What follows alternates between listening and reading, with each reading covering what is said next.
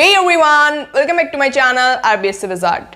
कैसे हो आप सब लोग? I hope you all are doing well. सब अच्छे होंगे, अच्छे से पढ़ाई कर रहे होंगे और अच्छे से मस्ती कर रहे होंगे। मस्ती के साथ पढ़ाई करना ज़रूरी है। अच्छा, okay. And one more important thing कि आज जो ये वीडियो है काफ़ी इंपॉर्टेंट होने वाली है। तो आप चैनल पर नए हो तो चैनल को सब्सक्राइब करो, वीडियो लाइक करो और शेयर करना बिल्कुल मत भूलना। और अगर वीडियो पसंद आए तो कमेंट करके जाना।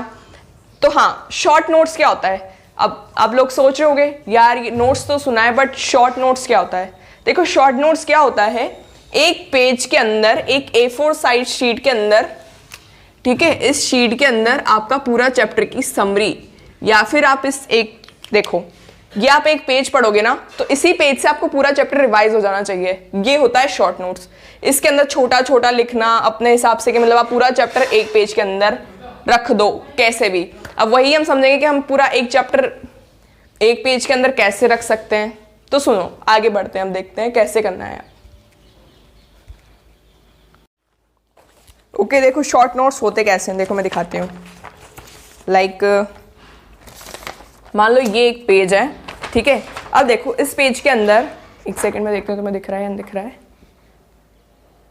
देखो इस पेज के अंदर अब मैंने मैक्सिमम चीज़ें लिख रखी हैं इस चैप्टर की, जो भी इस चैप्टर से रिलेटेड है। दिख रही है, मैंने ग्राफ भी बना दिया है, कुछ फॉर्मूलेज लिख दिए हैं। एक चैप्टर है 12th क्लास में सॉल्यूशन, उससे रिलेटेड मैंने ये शॉर्ट नोट्स बनाए, दिख रहे हैं। तो मतलब मैंने इस चैप्टर के अंदर मैक्सिमम जितना हो सकता है उतना डालने की कोशिश की कि भाई मैं इस पेज से जितना मैक्सिमम रिवाइज कर सकूं उतना कर सकूं, ठीक है। कि एक और देखो तुम, इलेक्ट्रोकेमिस्ट्री एक और चैप्टर है 12th में, दिख रहा है इसका शॉर्ट नोट्स।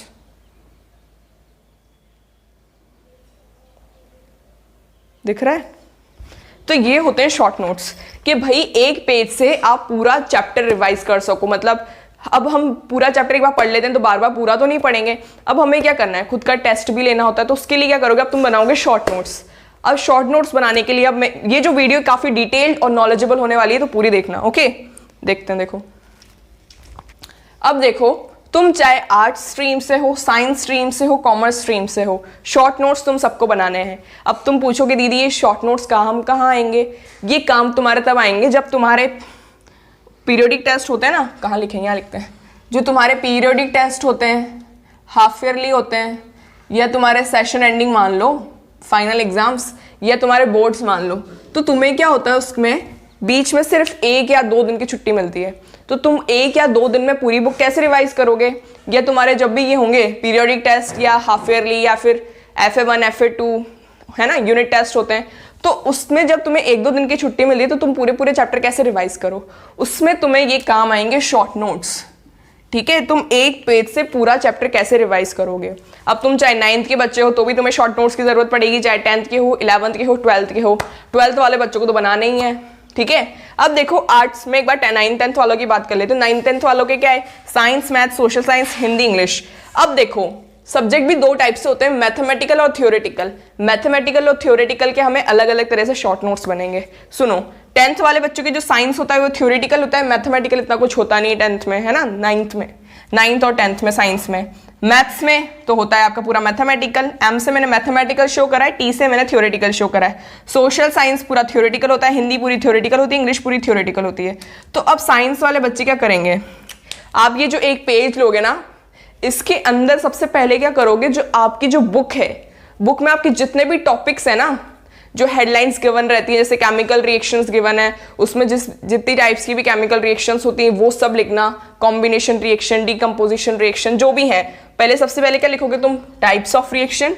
जैसे मान लो ये तुम्हारा पेज हो गया शॉर्ट नोट्स, इसमें तुमने लिखा types of reaction, types of reaction लिखा। अब तुम इसी में पॉइंट बना के लिखते जाओगे, combination reaction, decomposition reaction, double decomposition reaction, ठीक है। तो मैं इसी तरह से, अब मैंने तो यार मेरा पेन थोड़ा मोटा है और पेज थोड़ा छोटा है, ठीक है, तो इस वजह से थोड़ा बड़ा लिखने में आपको इसको छोटा छोटा लिखना है। देखा ना आपने अभी इन पेजेस में मैंने कैसा लिखा हुआ है, एकदम छोटा छोटा छोटू सा, इस टाइप से लिखना है, ठीक है। समझ में आई? अब तुम्हें क्या करना है, मैथ्स। अब मैथ्स में क्या करना है तुम्हें, मैथ्स में अब तुम्हें करना है, साइंस का तुम्हें बता दिया है, एक चैप्टर का एक पेज बनाओ, ठीक है। हो अगर तुम्हें जगह कम पड़े तो पीछे भी लिख लो पेज के, ठीक है, एक चैप्टर का एक पेज। मैथ्स में क्या करोगे, फॉर्मूला शीट बनानी है अब तुम्हें। मैथ्स में थ्योरी कुछ नहीं होता, तो तुम्हें क्या बनानी है, फॉर्मूला शीट। FS का मतलब फॉर्मूला शीट, ठीक है, एक चैप्टर में जितने भी मैक्सिमम फॉर्मूले हैं लिख लो एक पेज पे और उनको चिपका दो दीवार पे, दीवार पे चिपकाओ, या फिर मैंने ये जैसे स्टेपलर करके फाइल में रखा है ऐसे फाइल में रख लो जैसा तुम्हें कंफर्टेबल हो। ठीक है, हो गया क्लियर। साइंस में क्या करोगे, तुम्हें डायरेक्ट ये पेज बनाना है, वन शॉट पेज, और इसमें क्या बनाना है, तुम्हें फॉर्मूला शीट बनानी है पेज की। ठीक है, सोशल साइंस में, अब सोशल साइंस में तुम हर चीज तो लिख नहीं सकते हो, अब तुम्हें क्या लिखनी है, एक तरह से तुमने जो भी टॉपिक पढ़ा है ना तुम्हारी बुक में जितने भी टॉपिक्स हैं उस टॉपिक की छोटी छोटी समरीज, छोटी समरीज मतलब जिस पॉइंट को तुम्हें पढ़ते ही तुम्हें पूरा याद हो जाए कि भाई हाँ इस चैप्टर में ये था, इस टॉपिक में ये था, वो एक सिंगल पॉइंट या एक सिंगल लाइन, जिस लाइन को तुम्हें पढ़ते ही पूरा पता चल जाए कि हाँ इस टॉपिक में ये था। चाहे तुम उसे हिंदी में लिखो, इंग्लिश में लिखो, तुम्हें तुम्हारे हिसाब से लिखना है, तुम्हारे कंफर्ट के हिसाब से। समझ रहे हो, हमें ये शॉर्ट नोट्स किसी को दिखाने नहीं, टीचर को जाके ना मेरे को दिखाना है ये। ठीक है, तो तुम्हें क्या करना है, खुद के कंफर्ट के हिसाब से हिंदी में लिखो, इंग्लिश में लिखो, जो तुम्हें लैंग्वेज आती है उस लैंग्वेज में लिखो। ठीक है, तो क्या करना है, तुम्हें 1 से 2 लाइन ऐसी लिखनी है जिस उन 2 लाइन को पढ़ के तुम्हें वो पूरा पैराग्राफ याद आ जाए कि भाई हिस्ट्री में मेरा ये पैराग्राफ था, किसी भी चीज का रिलेटेड कोई भी होगा। ठीक है, जो भी आपका बुक में पैराग्राफ दिया है तो उससे रिलेटेड 2 या 3 लाइन लिखोगे, तुमने उस पैराग्राफ को पढ़ा, उसकी समरी तुमने निकाली, उससे 2 या 3 लाइन चुरा के लिख लो उसके अंदर कि हाँ भाई इस टॉपिक से रिलेटेड ये था इसमें, तो उन 2 लाइन को पढ़ के तुम्हारा पूरा पैराग्राफ रिवाइज हो जाएगा। ठीक है, वो 2 लाइन ऐसी चुरानी है तुम्हें उसमें से, पैराग्राफ में से, कि उसको पढ़ते तुम्हारा पूरा पैराग्राफ रिवाइज हो जाए कि हाँ भाई इस पैराग्राफ के अंदर मुझे ये लिखना था। क्लियर हो गई। हिंदी इंग्लिश में तो तुम्हें क्या ही पड़ेगी शॉर्ट नोट्स की जरूरत, कोई हिंदी इंग्लिश में जरूरत नहीं है, तुम्हें बस चैप्टर पढ़ने हैं, समझने हैं और अपनी लैंग्वेज में लिख के आना है। अपनी लैंग्वेज में जो लिख के आओगे उसको ज्यादा मार्क्स मिलते हैं रेदर देन जो आपकी रिफ्रेशर्स वगैरह उनके आंसर्स रहते हैं उससे। ठीक है, अपनी लैंग्वेज में लिख के आओगे ज्यादा मार्क्स मिलेंगे। आ जाते हैं अब हम आर्ट्स वाले बच्चों के पास। 9th 10th खत्म होगी, अब 11th 12th में भी आए हो तो ये रहा तुम्हारे लिए। ठीक है, ये 11th और 12th वालों के लिए। ठीक है, आर्ट्स में मैंने यहाँ जगह कम पड़ गई थी तो इकोनॉमिक्स भी होता है आर्ट्स में। ठीक है, तो क्या होती है तुम्हारे पास इंग्लिश, हिस्ट्री। अब तुम्हें मैंने बता दिया है किस तरीके से करना है, सारे सब्जेक्ट थ्योरेटिकल है इसमें, बस इकोनॉमिक्स थोड़ा सा मैथमेटिकल है और थोड़ा सा प्रैक्टिकल भी ले सकते हो उसको। ठीक है, तो अब आर्ट्स और ह्यूमैनिटीज, देखो जो दिल्ली वगैरह जो मुंबई वगैरह रहते हैं तो वहाँ पे आर्ट्स नहीं कहते हैं, वहाँ पे कहते हैं ह्यूमैनिटीज। ठीक है, तो ह्यूमैनिटीज और आर्ट्स बात एक ही होती है। ठीक है, अगर तुम कोई पूछे भी सही तुम कौन सी स्ट्रीम में, तो ह्यूमैनिटीज बोलो रेदर देन आर्ट्स, उसको लगेगा कि भैया आगे क्या नई चीज बोल रहे हैं ह्यूमैनिटीज, अगर किसी को पता ना हो तो। ठीक है, अब सुनो, इंग्लिश है उसमें तो तुम्हें शॉर्ट नोट्स बनाने की जरूरत नहीं है। हिस्ट्री में तुम्हें मैंने बता दिया है किस तरीके से पूरा पैराग्राफ बचा, पूरा पैराग्राफ बता। ठीक है, उसमें से जो तुम्हें लगता है कि हाँ भाई ये 2 लाइनें, इन 2 लाइनों को पढ़ के मेरा पूरा रिवाइज हो जाएगा, मैं पूरा आंसर लिख सकता हूँ इन 2 लाइनों से, तो सिर्फ वो 2 लाइनें लिखनी है। ज्योग्राफी में भी तुम सेम कर सकते हो, बट इसमें कुछ डेट्स वगैरह रहती है ना, वो डेट्स वगैरह इसमें भी, हिस्ट्री में भी रहती हैं काफ़ी सारी डेट्स, उन डेट्स को रिवाइज करते रहना। ठीक है, ज्योग्राफी में भी कुछ डेट्स रहती हैं, उनको भी रिवाइज करते रहना है। ठीक है, पॉलिटिकल साइंस उसके लिए भी तुम थ्योरेटिकल, अब मैंने बता दिया है जो आर्ट्स है ना पूरा थ्योरी का है, तो तुम आर्ट्स में जितना मैक्सिमम लिख के आओगे पेपर में उतना मैक्सिमम तुम्हें मार्क्स मिलेंगे, अपनी लैंग्वेज में जितना बना के लिख के आओगे उतना अच्छा मार्क्स मिलेंगे। समझ रहे हो, मेरी बात क्लियर हो रहा होगा अब तो तुम्हें। ठीक है, तो अब क्या करना है तुम्हें इसमें सेम वही करना है, पहले सबसे पहले अपने टॉपिक्स लिख लेना है, अब उस टॉपिक में से एक पैराग्राफ उठाना है, पैराग्राफ में दिया हुआ रहता है सब कुछ हिस्ट्री में, तो उस पैराग्राफ से रिलेटेड 2 से 3 लाइन लिख लेनी जिससे तुम्हारा पूरा पैराग्राफ रिवाइज हो जाए। क्लियर। आ जाते हैं अब साइंस वाले बच्चों के पास। अब साइंस में होती है फिजिक्स मैथमेटिकल होती है, तो फिजिक्स में हमारे पास डेरिवेशन होते हैं, थ्योरी होती है, ग्राफ होते हैं, न्यूमेरिकल होते हैं। तो भाई इनको क्या करना है तुम्हें, जो तुम्हारे डेरिवेशन है ना, मैं एक बार फिजिक्स के भी दिखा देती हूँ तुम्हें शॉर्ट नोट्स। देखो ये फिजिक्स के शॉर्ट नोट्स है मेरे, एक सेकेंड दिख रहे हैं। अब मैंने क्या कर रखा है, इसमें पूरा फॉर्मूला लिख रखा है एंड जो अंदर कुछ ग्राफ्स हैं तो मैंने वो ग्राफ्स भी बना रखे हैं, दिख रहा होगा आप लोगों को, समझ रहे हो।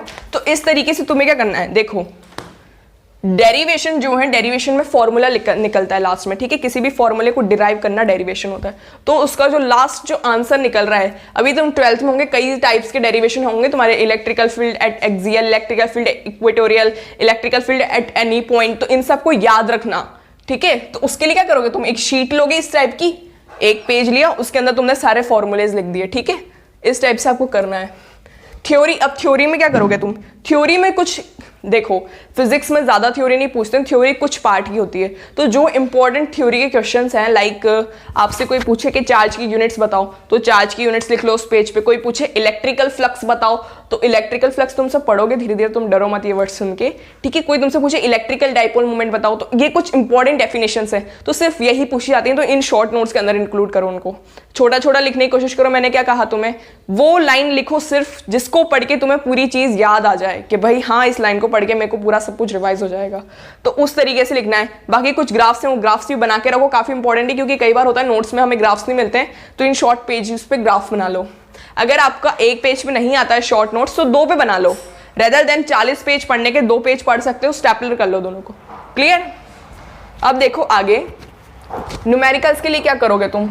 न्यूमेरिकल्स के लिए तुम्हें क्या करना है, सुनो। न्यूमेरिकल्स के लिए तुमने जो न्यूमेरिकल्स करे हैं, तुम एक बार प्रीवियस पेपर एनालाइज करो, उसमें देखो कहाँ कहाँ से न्यूमेरिकल्स आते हैं, किस किस टॉपिक से न्यूमेरिकल पूछे जाते हैं, तो उसी टॉपिक के न्यूमेरिकल तुम लिख लो कि भाई इस टॉपिक से न्यूमेरिकल पूछे जाते हैं, लिख लो। और जब न्यूमेरिकल सॉल्व करने बैठो तो उस टॉपिक के न्यूमेरिकल सॉल्व कर लो, टॉपिक के आगे टिक लगाते जाओ कि हाँ भाई मैंने 2 से 3 बार इस टॉपिक के न्यूमेरिकल सॉल्व कर लिए हैं।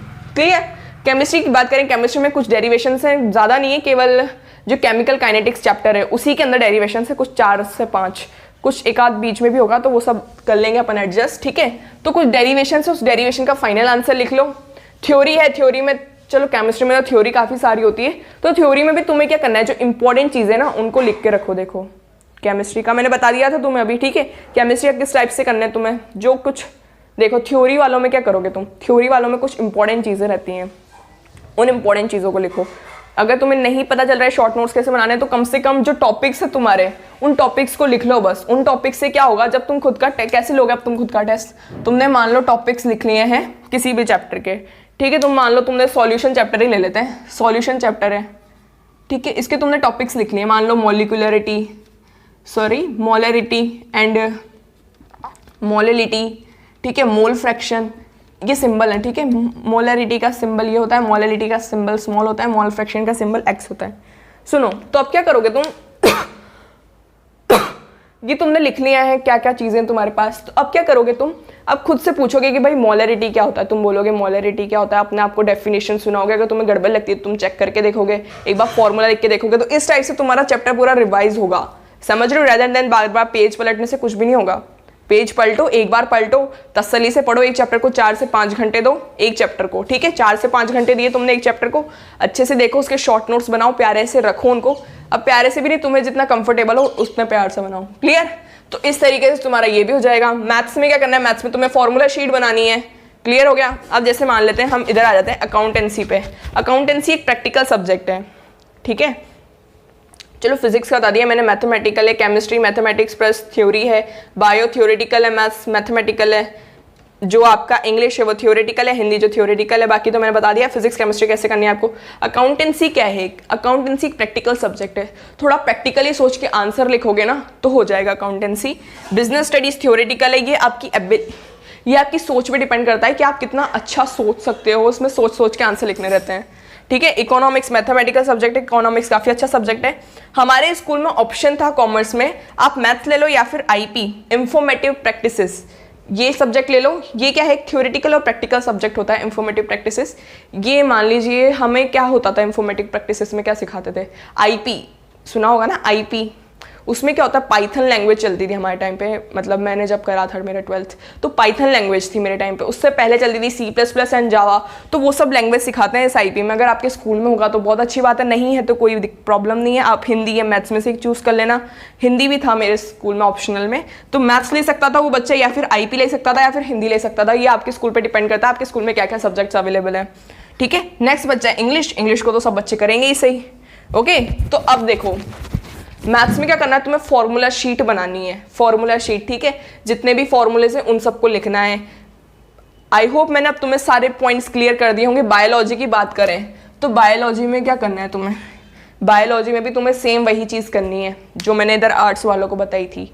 जिस भी टॉपिक को तुम पढ़ रहे हो ना, उससे रिलेटेड 2 से 3 लाइन लिखो, या फिर पॉइंट्स से बना के आंसर लिखो।